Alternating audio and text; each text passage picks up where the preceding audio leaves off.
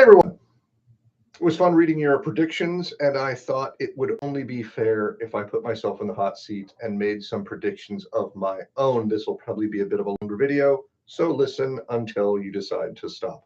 Whatever. Let's start with some of the things that you were all concerned with. Social justice issues, environmental issues, technology. When it comes to social justice issues, we've been through a pretty wild ride lately. And I think things will, it's hard to say. You've got some pretty vociferous, crazy voices at the extremes. And then I think a lot of people in the middle that just want to kind of go about their lives, and they don't want to hate anybody, and they don't want to be mad at people for no good reason. And everybody is like, can we all just get on the same page? So I think there's this underlying sentiment for things just to kind of calm down. But over the last 6 or 7 years, like I've said, there's been some crazy stuff from the extremes. And so moving forward, I think when it comes to racial issues, I think the sorts of narratives and the concepts out of DEI and BLM and Robin DiAngelo and Ibram X. Kendi and critical race theory and all that stuff, I think that's going to kind of fade a little bit. And maybe some elements of it will continue to manifest. But I think moving forward, it's going to have to be some combination of, what's the best way to phrase it? We have a diverse society, and we need to be inclusive of that diverse society. But we need to do so in a more authentic and honest and genuine way. And I think what we've seen a lot of lately is some bad things happened that got people very motivated and active. And like George Floyd, for example.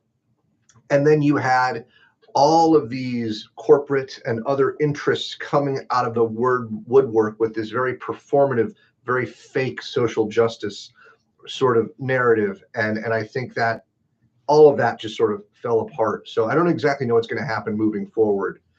But again, as a diverse society, we need to be inclusive of the various elements of our society so that we can have legitimate consensus and agreement. And part of that is inequality and dealing with inequality. And maybe we can look towards Sawhill and Matthews for some hybrid of, there needs to be a reestablishment of the expectation of stable family structures with a focus on education. And that means that families need to be focused on education and teach their children the value of that. And at the federal or state level, kind of up in the air right now, we need to revamp our education system because we are putting out substandard students by our historical standards and by global standards currently. So that's got to change. And if we're not giving kids good education, then inequality is going to get worse. So family, education, as Sawhill pointed out, those are root causes of problems in society. So if you can address things at the root cause, well, hopefully that there's some fixes there. Matthews, for what it's worth, I think he might have some legitimacy in his ideas, which closely relate to Andrew Yang's concept of universal basic income, which is basically what he was arguing. And if we can use some safety nets, some social safety nets, with strengthening of certain institutions and structures like education and family, coupled with a less divisive approach. For example, Coleman Hughes, journalist, philosopher, guy, makes an argument in a TED Talk that moving towards a colorblind system for dealing with poverty and inequality is an optimal way to do it. You will target people that are actually poor, and you won't divide people in winners and losers camps based on their skin color, these immutable characteristics. You give people help that need the help because of their economic realities and not because of their skin color. His suggestion is that will move us in a better direction. I'm inclined to agree, but we'll have to see what happens. When it comes to the other side of the social justice coin, obviously there's the LGBT plus community, and I'm fascinated with that from a political science perspective because the LGBT community has been around for a while politically, and has made great strides recently with Obergefell v. Hodges same-sex marriage ruling in 2015, and then in 2022, the legislature solidified that with greater protections. In the interim, though, there's been a sharp and noticeable rise in a new element, the TQIA plus. And I find them so interesting because it's one political structure joined by a new political structure that ostensibly have similarity and solidarity between them, but when you get into the details, their claims about themselves and the world around them are actually quite different. And so I'm fascinated to see if that political coherency will maintain. It will if the younger generations of lesbians and gays, who are just a larger percentage, right, by comparison, find common cause and solidarity with the trans and the non-binary and the different elements of queer identity. And so if they're on board and if they see that common interest, then they'll maintain. And so I've been fascinated by that. But we do know that we've, I think, seen somewhat of a pendulum shift, if I can say that, in cultural attitudes. We've seen that manifest in, I think, Gallup polls or Pew polls, where there, for the first time in 26 years of following the data, there was a drop in favorability for gay marriage. And my colleagues and I found that particularly interesting. And our suspicion is that some of the elements of the trans non-binary political movement has negatively impacted perceptions of the gay and lesbian movement, if you want to call it that. That's speculation on our part. We don't know for sure why that's happening or how it's happened. We do know that state legislatures across the country are starting to try to push back with bills saying, like, no kids transitioning. That's going to the Supreme Court. They're currently deciding whether or not that should be heightened scrutiny based on sex discrimination, and they may win that, and it'll have to be applied. They'll have to apply heightened scrutiny. Anyway, enough of that legalistic stuff. So we'll see where that goes. But I think the younger generation, certainly, right? The younger generation is much more tolerant, much more accepting of different circumstances, different identities, and different claims about identities. And so the current disagreement, the current debate going on, in some ways may just disappear as younger generations become older and older generations die off, and people just don't care anymore. But I think there'll be some compromise there'll be some compromise. When it comes to technology, yikes. So social media is not really good for anybody. It's certainly bad for children. So if you have children, keep your children off of social media for as long as possible. But it's bad for adults too. And I am living proof that I put myself in this scenario willingly, and I know it's terrible, but we're adults and we're allowed to make bad decisions for ourselves. The big things with social media, the big problems are you can't know what you're seeing or reading is true. For Christ's sakes, there was an AI image put into a government building, like on a government screen, in a TV screen in a government building, of President Trump sucking on Elon Musk's toes. It was an AI generated video. So, I mean, we can't even trust what we see anymore, much less what we read. And with the lack of trust in institutions, generally speaking, right, we're in the postmodern era where we never know what's true. It's not great. But furthermore, people are living in siloed little ecosystems where you're going to be in this right wing or this left wing or this whatever, or you're only going to surround yourself with things that you like or interested. Fine, in some sense, and it's natural for humans to want to exist in a safe space, because that's really what social media is now providing people. It's, here's your little safe digital corner where no one's going to argue with you, not really. No one's really going to challenge your deeply held ideas. In fact, you're all pretty much in agreement on those deeply held ideas. That's why you're in the place together. And that's very unhealthy, because your beliefs, your ideas will ossify, they'll become rigid, they'll become stale.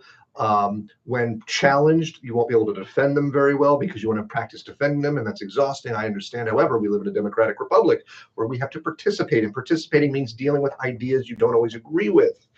And so we won't be able to defend our own ideas. We won't be able to find compromise with ideas we disagree with.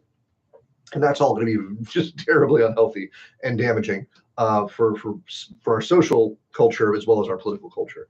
I have no idea how that's going to get better. But it doesn't look great.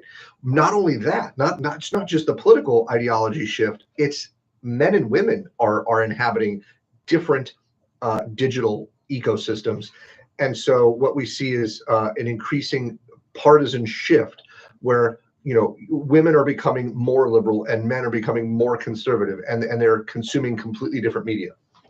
And I mean, that's a coffin nail for a culture. So that's not great. Don't know how that's going to get fixed, if it does at all.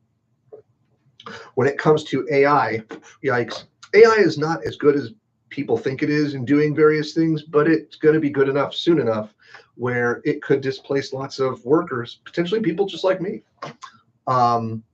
It's not as good as some deep analysis, and that we've kind of tested that out here, and I've worked with that within a program to see what can be used, and it's definitely got its limitations. So it won't be replacing.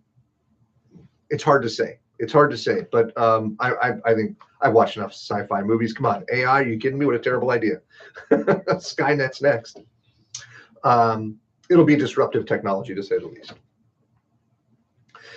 Environmentally speaking, many of you are concerned with issues around clean air, clean energy, pollution, and I would urge you all, if you are deeply concerned about the environment, to immediately familiarize yourself with nuclear energy.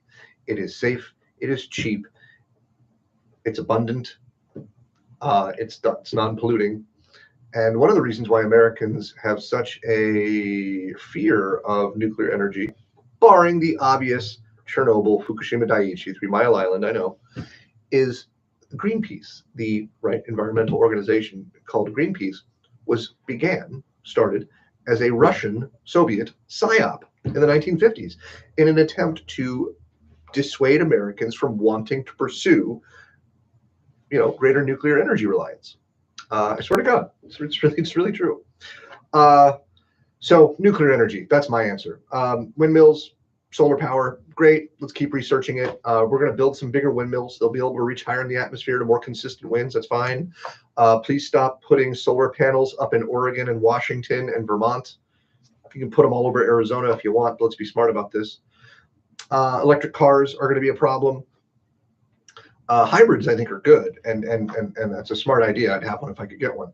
But electric cars, the problem is the current electric grid is all supplied by fossil fuels, almost entirely, and we can't even begin to increase our mining and industrial production output to meet the demands that our government has placed.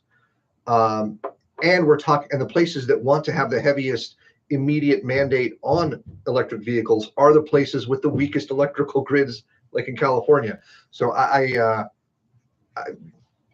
don't see that as a substantial answer. But if we're really concerned about environmental issues, as we all should be, nuclear is at least one step to mitigating pollution, to further polluting the air. And then the international world is just an absolute delight. So population bombs are going to go off all over the world. What does that mean? That means that there aren't going to be any more children. Why? Because people stopped having them. That's why. Women don't want to have children anymore, and so then they don't. And then China and Germany are 2 huge production centers. Their populations are declining more rapidly than in almost any other society in the world. And when that happens, their supply-demand loop for their economy is going to crash in. And then, so that's going to be immediately a problem. But then also, there's just not going to be the people to run the factories to make the stuff. Yikes. So China's coming 15 years, maybe. Germany, similarly. Russia's not far off. Italy, Japan. I love Japan. I really want to go visit before it's gone. But they're all these places, many places around the world, especially industrialized, developed countries, populations are going through the floor, which means we are going to have an economic contraction, globally speaking, which is not going to be good. The United States will fare better than most because we have our allies. I know we're fighting with them right now over tariffs, but we'll sort that out, I hope. Mexico and Canada, the United States will be a strong symbiotic relationship. Because when China stops producing stuff, then everybody around the world is going to have less stuff, and that's going to be an issue. Also, it seems like the United States is less interested in being the world police, which in some ways is great, but that also means that we're not patrolling shipping lanes or upholding and maintaining the global order, which allows all the different nation states in the world to participate. And if we don't do that, then there isn't really any other power capable of doing it. Well, there really isn't. And so that's gonna destabilize the system as well. So that's not really good. But it's understandable why, because I think Americans got to the point where like, well, globalism benefits everybody else. We get stuff, but it costs us jobs, and we're the ones maintaining the whole system. And then you get somebody like Trump who says, and we've got all these trade deficits with all these countries. And then people go, well, screw it. It's not worth it for us anymore. I don't know if that's the best way to view it, but that seems like the direction we're going. Seems like we might pull out of NATO. If Russia is not an imperialist expansionist power, then we don't need NATO, right? NATO, the North Atlantic Treaty Organization, was designed to stop Russia from moving into Europe. And Russia in the 90s was completely weak and ineffectual, and we pushed NATO up to their borders nearly, and they said, don't do that. And now that they have some strength again, they push back and they invaded Ukraine. If it stops at Ukraine, it can stop in Ukraine. And it sounds like we're trying to end that conflict as soon as possible. If we pull out of NATO and Russia expands into the rest of Europe, whoops, hard to call that one. And then Israel and Palestine, the long-running conflict that has caused many people around the world big headaches. We're not going to stop supporting Israel anytime soon. And so whatever happens is going to benefit Israel, then it's not going to benefit the Palestinians. Sorry. Things look kind of grim. I hope you're all right, and I hope that I am wrong. And I hope that unity and kumbaya and love and justice and peace and equality win the day.